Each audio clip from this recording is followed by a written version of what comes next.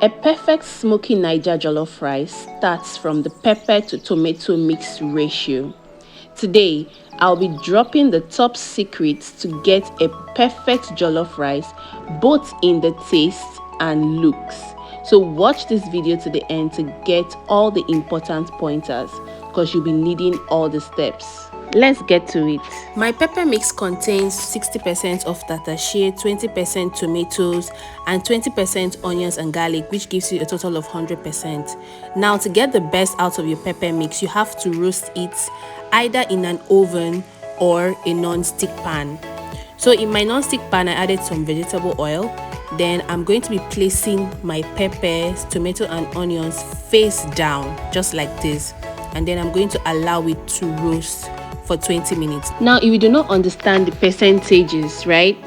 Let's say, for instance, you have 10 items, which is equals to 100%. Now, your 60% bell peppers, your 60% peppers equals to 6 bell peppers, right? Then your 20% tomatoes equals to 2 tomatoes.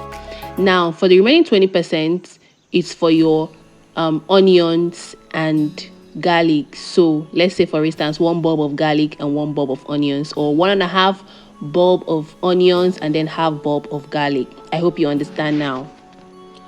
The second top secret to a very perfect jollof is in the meat stock. You need a very rich meat stock. Because of how flavorful goat meat is, I like to use it for my jollof. I spiced with thyme, basil, cayenne pepper, curry, nutmeg, some Knorr seasoning and onions. Now I'm going to mix that up and then allow it to cook till the meat is soft. It's been 20 minutes of roasting our pepper mix on low heat. This is how it turned out. Using an oven will also give you the same result, but I had to show you using a pan. Now I'm going to be blending this to get our pepper mix.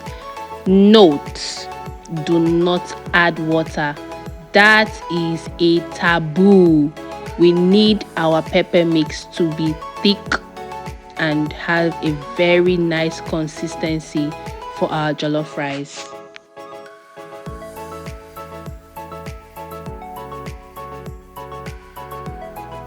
Now look at how thick this mix is. This is perfect and we are well on our way to greatness. Now for my rice, I'm going to boil some hot water and then allow the rice to sit in the water for 7 minutes, 5 to 7 minutes actually, depending on the kind of rice you're using. And then I'm going to sieve it out and wash it with some salt till it's clean. Our meat stock is ready and we are going to be using this meat stock for our jollof rice, and then we are going to be frying our meat. So in my jollof rice pot, I added some vegetable oil and then added some onions for flavor, and I'm going to fry my meat till it's nice and brown. Now I'm going to be using this oil, this particular vegetable oil I use for frying, to cook the jollof rice. Now you see what I did there? There is no way your jollof rice will not come out well, because now there is so much flavor infused in this vegetable oil, and we're going to be using it for our jollof rice. Like, there is no way your rice will not turn out well. So much flavor. So I reduced some of the vegetable oil and then I added my onions and garlic, and I'm going to saute it for 10 seconds. So after sauteing that, I'm going to add my tomato paste. I'm using this particular tomato paste, and then I took just 1 scoop. I didn't use the whole tomato paste.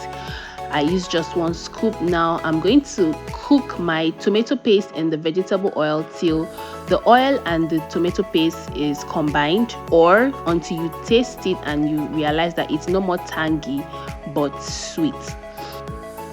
At this point, I added my pepper mix and I'm going to keep stirring till it's properly cooked.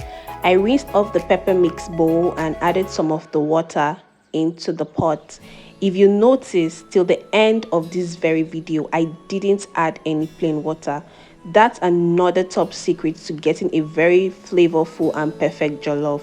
Hope you're jotting some things down, because I just did drop updates. So I'm going to be spicing up my sauce with some thyme, basil, curry, bay leaves, and some more seasoning cubes. I added extra oil because my sauce was looking too dry, and I'm going to keep stirring this, keep stirring, and allow it to cook till we start seeing the vegetable oil floating. Then we know that we are ready to move to the permanent site.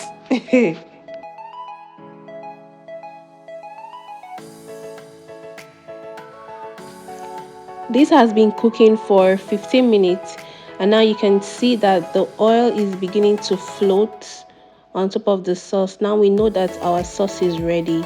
You can even use this as stew. Just add meat and you're good to go. So I took some aside because the sauce is much for the quantity of rice I'm making, and I also need this as stew. So yeah, I have stew and I'm making jollof. You see? Also, this for this whole quantity, you can use it to make 4 to 5 cups of rice. Yeah. So now I'm now adding my already washed rice. Remember, I said I put it in hot water to sit for 5 to 7 minutes, and then washed it off with salt and cold water till it's properly clean. So now I've mixed my rice in it. I'm going to mix it in properly, and then I'm going to be adding my stock, my meat stock. But now see, notice for another secret is when cooking your jollof rice, finally the water should be at the same level of your jollof rice or a little bit above your rice. Also, it depends on how cooked your rice is. Now my rice was like already semi-cooked, so I put the water to be in the same level as the rice. So now I'm going to cover this up to cook in high heat for 10 minutes. Now after 10 minutes, I'm going to open it up and then place a foil paper or parchment paper, anyone you have, over the pot and cover it up and reduce the heat to low heat. In fact, if there's anything that is lower than low heat, reduce it to that. And then we are going to allow our rice to cook in low heat in its own steam. This is like you are baking your rice, so that's why we need the heat to be very low. You allowed it to cook in high heat for 10 minutes and low heat for 20 minutes. Also depends on the quantity of rice you're using, sha. So since I'm making very small quantity, I allowed it to cook for 20 minutes. Hey, see, our smoky jollof is smoky. So I'm going to actually turn this into another pot so you guys can see clearly the outcome. Now this is what the jollof rice looks like, properly cooked. It's not muddy, not like mashed potato and all of that. So now I'm going to be adding some carrots, some spring onion, some tomato, some onions. All of this is just to add extra flavor. Now if you want, you can add some butter. The butter is to add some shine, and also it gives it this very sweet, I don't know how to explain it, but if you try it out you will understand. So I'm going to allow the butter to melt and then mix it into the rice. You can see how my rice is turning. Guys, if you follow these steps, there is no way your jollof rice will not turn out, except you did not watch this video to the very end. Because why? Just see jollof rice. You can use this step to make for as much people you're going to make jollof rice for, and it will come out perfectly well. Just make sure you follow all the steps. Now if you've watched to this point and you found this video very helpful, please drop a like, give me a very nice comment, and subscribe if you haven't subscribed to my channel yet.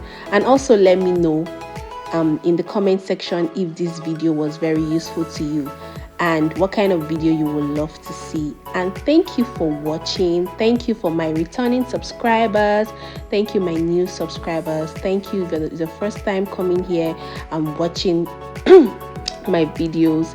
Please don't forget to subscribe and click the notification button so you can get notified when I post a new video. So for now, I'm going to see you guys later. Enjoy.